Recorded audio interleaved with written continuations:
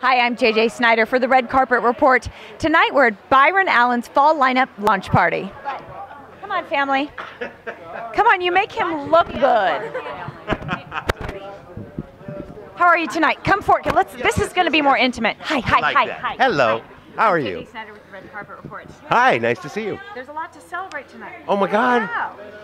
Yes. Okay. I just heard you talking about your 2 sitcoms. 2, not 1, 2. Yes, fabulous. So tell me about them. 2 sitcoms is much easier than 1 because you can recycle the jokes. You do the jokes in one, they work. You throw it into the next one. It's perfect. You just gave away your secret. I know, isn't it great? You gotta love it. That's funny. Okay, but we have The First Family.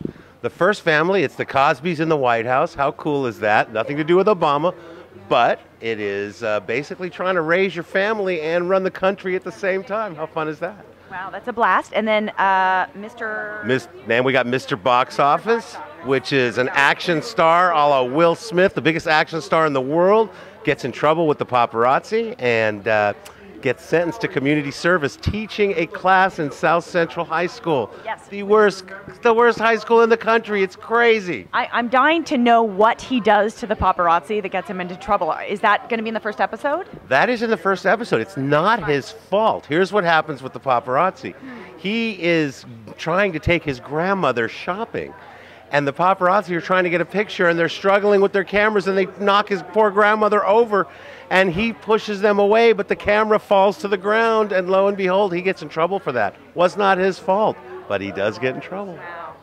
Now, you mentioned you've been writing with Byron Allen for something like 25 years. I've known Byron Allen for 25 years. We were both actually at SC together way back when. Shut up, I'm alumni too. No, Trojans. Oh, my God. Yep, and that was 25 years ago, and then he went off and did Real People, and I stayed in school. He dropped out. Okay, but it was for a good cause, Real People. I would have done it too. Anyway, and so then we got together probably 5 years after that, and we wrote all kinds of things together, and I ended up writing jokes for him for his stand-up, and I ended up producing the Byron Allen Show way back in the day. And then after many years together, working together, we went our separate ways. I went to reality television, and he continued along his path. And then we always stayed in contact and stayed friends, and we'd always said, you know what, someday we got to do a sitcom together. Wouldn't that be perfect? And not only a sitcom, but I couldn't believe it when I saw how many episodes they ordered of your show. So tell me how many, because I'm used to hearing, 12 or 24, but you got what? 12 or 24 is for sissies. What? Who wants to do 12? Come on, we can do that while we're sleeping. We're doing 104 episodes of each sitcom. That's a lot of jokes right there. I mean, that's like one show every 3 days in a year. That's crazy. That is so much coffee. I'm telling you, there will be no coffee left in South America when we're done with it. You must have a good group of writers, right? Oh, me and Byron so far. But when we're done, there'll be a whole group of good writers. You get a big team together? You bet we will.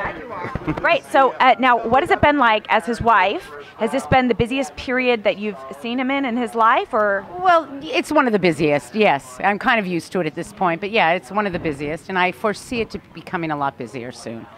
But it's wonderful. It makes him happy. It makes us happy, and it's very enjoyable. So we love Byron. Except for when I would go and do these reality shows, and I'd say, see you in a month and a half, because I'd have to go live there, and that would be gone. But definitely different, but I'd be gone for long periods of time. And you guys are shooting in Culver City?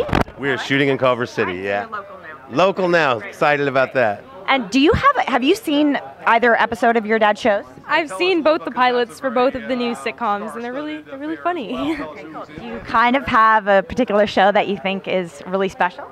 Out of the two, I think I like probably Mr. Box Office a little bit better. I don't know, maybe just a little more fresh, maybe a little more for like my age group. Edgier. Love it. Yes.